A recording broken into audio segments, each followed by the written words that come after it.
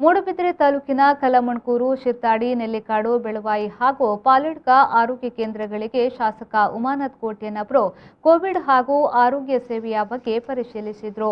Covid positive ಲಸಿಕೆ ಬಗ್ಗೆ ಆಯಾ ಪ್ರಾಥಮಿಕ ಕೇಂದ್ರಗಳ ಆರೋಗ್ಯ ಅಧಿಕಾರಿಗಳಿಂದ ಮಾಹಿತಿಯನ್ನ ಪಡೆದುಕೊಂಡರು.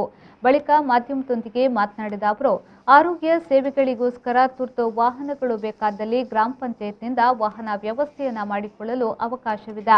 ಈ ಕುರಿತಾದ ಆದೇಶ ಹೊರಟಿದ್ದು ತಕ್ಷಣವೇ ಅದು ಗ್ರಾಮ ಪಂಚಾಯತ್ ಅಭಿವೃದ್ಧಿ ಅಧಿಕಾರಿಗಳು ಹಾಗೂ ಆರೋಗ್ಯ ಕೇಂದ್ರಗಳಿಗೆ ತಲುಪಲಿದೆ. ತಾಲೂಕಿನ ಪ್ರಾಥಮಿಕ ಆರೋಗ್ಯ ಕೇಂದ್ರಗಳಲ್ಲಿರುವ ಸಿಬ್ಬಂದಿ ಕೊರತೆ ಹಾಗೂ ಆರೋಗ್ಯ ಸೇವಾ ವಿಭಾಗಗಳ ಸಿಬ್ಬಂದಿಗೆ ಸಂಬಳ ಬಿಡುಗಡೆ ವಿಳಂಬವಾಗುತ್ತಿರುವ ಬಗ್ಗೆ ಜಿಲ್ಲಾ ಆರೋಗ್ಯಾಧಿಕಾರಿಗಳು ಜಿಲ್ಲಾಧಿಕಾರಿಗಳ ಗಮನಕ್ಕೆ ತರುತ್ತೇನೆ ಎಂದರು.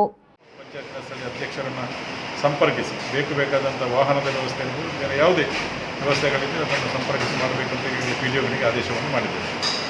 ಆದ್ದರಿಂದ ಎಲ್ಲರೂ ಒಂದಾಗಿ ಒಟ್ಟಾಗಿ ಸೇರಿಕೊಂಡು ನಮ್ಮ ಈ ಒಂದು ಸಮಸ್ಯೆಯನ್ನು ಪರಿಹರಿಸುವ ನಿಟ್ಟಿನಲ್ಲಿ ಇವತ್ತಿನ ನಮ್ಮ ಒಂದು ಭೇಟಿ.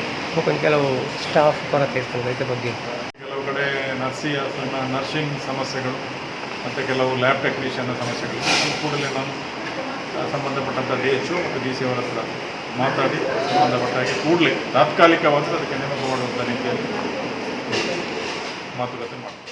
ಈ ಸಂದರ್ಭದಲ್ಲಿ ಜಿಲ್ಲಾ ಪಂಚಾಯತ್ ಸದಸ್ಯ ಸುಚರಿತಾ ಶೆಟ್ಟಿ, ಬಿಜೆಪಿ ಮಂಡಲಾಧ್ಯಕ್ಷ ಸುನಿಲ್ ಆಳ್ವ, ಮೂಡಾ ಅಧ್ಯಕ್ಷ ಮೇಘನಾಥ್ ಶೆಟ್ಟಿ, ಬಿಜೆಪಿ ಜಿಲ್ಲಾ ಕಾರ್ಯಾಲಯದ ಕಾರ್ಯದರ್ಶಿ ಸುಕೇಶ್ ಶೆಟ್ಟಿ ಶಿರ್ತಾಡಿ, ದಿವ್ಯವರ್ಮ ಬಲ್ಲಾಳ್ ಉಪಸ್ಥಿತರಿದ್ದರು.